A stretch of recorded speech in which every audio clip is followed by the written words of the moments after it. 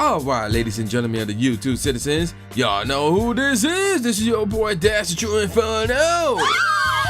And here we are with another Throwback Tunes on another Thursday, and I am reviewing Project Funk the World by Craig Mack. So this joint came out September 20th, 1994, and this was Craig's debut studio album. So check this out. This album came out a week, and actually, let me backtrack a bit. This album was the second release under Bad Boy Records, and it came out a week after Bad Boy's first album dropped, which was Ready to Die by the notorious B.I.G, which I reviewed many months ago. So yeah, that's pretty interesting. Now, obviously this was under Bad Boy, but it was also under Arista, and the producers involved were Sean Puffy Combs, who was the executive producer, Craig Mack, obviously, Easy Mo Beats, and Rashad Smith. And let's see, anybody else? Lenny Merrill was involved as well, and that's it. So here's the deal with this album. So this album, let me see if I could find those charts again. Oh, actually, yeah. This album was 21st on the Billboard 200 and 6th on the top R&B/hip hop albums charts. So here's the thing with this one. Although this album was commercially successful and acclaimed at the time of its release, the album was overshadowed by the massive success of Ready to Die, and Craig Mack quickly lost public image, releasing only one other album, the commercially unsuccessful Operation Get Down, which came out 3 years later in 1997. So yeah, that's pretty much messed up. The Craig Mack, he's pretty dope with the lyrics too, I will admit that. So let's look at the 11 tracks. There are 11 tracks here. Now here's the thing with the first track. The first track was mostly skits, but there is a song in there, so I consider that to be a song. But whether that's a song or not, there's still 11 tracks. I mean, I could give you a top 3, not a top 5. So here we go. The first track is ironically the same title as the album, Project Funk the World. So Funk and then the D-A World. Next up is one of the 3 singles called Get Down, followed by Making Moves with Puff featuring Puff Daddy, which is weird because Puff Daddy, he didn't really say much lyrically, that is. Like, he was a part of the hook, I guess, but that's it. He didn't have a verse or anything like that. Track number 4 is called That Y'all. Next up is the leading single off this album. Y'all should know this one, Flavor in Your Ear. Now this is the original, not the remix, which featured a bunch of other people in it. Track number 6 is called Funk with the Style. There's no H in with, and of course D-A again. Track number 7 is called Judgment Day, followed by Real Wall. Next up is Manline, and then track number 10 is called When God Comes, and then the last track is called Welcome to 1994.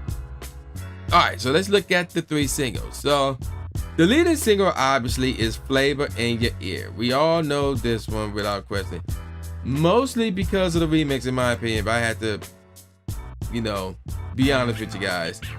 And yeah, let's be real, the remix is better than the original. The original came out July 26, 1994, and it was packaged with a series of additional remixes. Now, according to the song's producer, Easy Mo Beats, the track was originally intended for Apache, who was unable to record the song due to being on tour with the group Naughty by Nature at the time, and was not sure of future recordings at the time.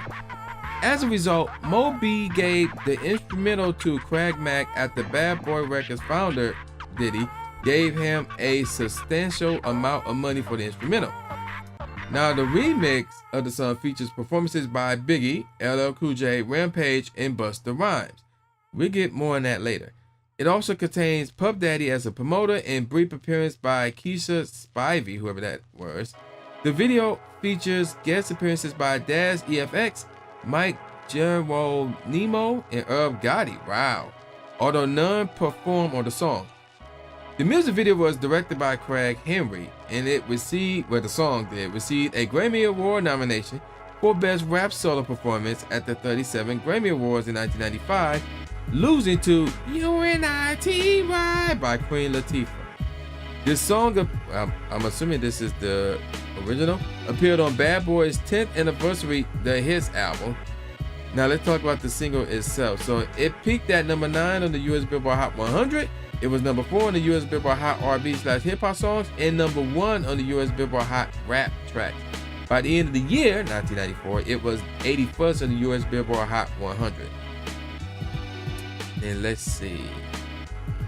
That is all the info that I'm willing to share about this single. Now let's move on to the next single, which is called Get Down.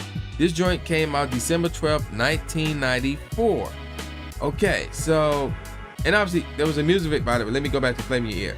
Both the original and the remix had music videos. Obviously they're different, but they both have music videos. So Get Down, again, came out 94, December 12th. And obviously it did not match the success of Flavor in the Year. But despite that, it did make the charts. More charts than Flavor in the Year, Flavor in Your Ear did actually. It was 38th on the Billboard Hot 100. It was 17th on the US Hot R&B/Hip Hop Songs charts. It was second on the Hot Rap Songs chart. Actually, I'll take that back. They both tied. And it was 54th, and here's the one that I missed, on the UK Singles charts. Flavor in the Ear was 57, by the way. And Flavor in the Ear was platinum by the RIAA, and Get Down was gold. And yes, Get Down did indeed have a music video. I need to look that up. I don't recall seeing that music video. So yeah, there you go with that. Now there's a third single that came out called Making Moves with Puff featuring Puff Daddy. There's no info on that, but it does have a music video. I was watching this earlier today, so yes, a music video does indeed exist. So with the tracks out the way, or the singles out the way rather, let's get on with the track. Give you guys my best tracks off this album for what's the first. So the first track, Project Funk the World, was the worst track off the album, and not in a bad way. It's because the other tracks were just better. And not to mention, this one had like a bunch of skits at the beginning, and then the actual song came in. The song itself was pretty dope. It's just that, why all them skits at the beginning? It was just so long. It was a lot of skits. Next up is Welcome to 94. The beat was okay. It sounded like it was all over the place, so that's why it was just okay for me. Next up is Making Moves with Puff. The beat is really cool here, but the remaining tracks were just so much better. Real War was obviously better. Next up is Funk with the Style. Flavor in Your Ear, obviously. I like the remix better than the original, mostly because of who was all in there, including Busta Rhymes. You know, that was my boy right there. Speaking of which, let me give you guys, because, let me see. Oh yeah, I did read who was in that. Okay, I'm about to say, did I read that? The list of people who was on that remix, but yeah, I did. Moving on. When God Comes is next, and then Manline was really cool. So now let me give you guys my top 3. That, y'all, is cool. That's the third best track off this album, man. I really like that track. That y'all rather. It's really, really dope. Second best track off this album is Judgment Day. Now here's the deal about Judgment Day. It's really dope, but it really sounds like Flavor in Your Ear. And Easy Mo B produced both of those tracks, Flavor in Your Ear and Judgment Day. So they sound eerily similar. Even the beginning, how both of them start. It's weird. It's weird. It's really, really weird. But Judgment Day is really, really dope. And the best track off this album, ironically, is the second single off this album, Get Down.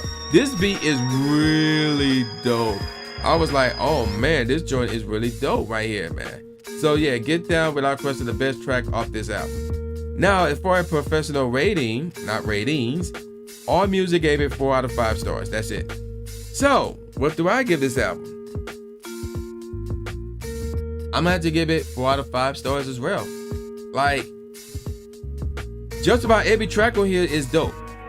The only one I have an issue with was the first track because of all the skits in the beginning. If it's like a 30-second skit or even a 1-minute skit, that's fine. But the number of skits they had on there took, like, in my opinion, took about like half the time that the track had. And then the rest of it was just the song. I'm like, oh man, no. But the number of tracks on here are really, really dope. It's like, just about every track on here is really, really dope.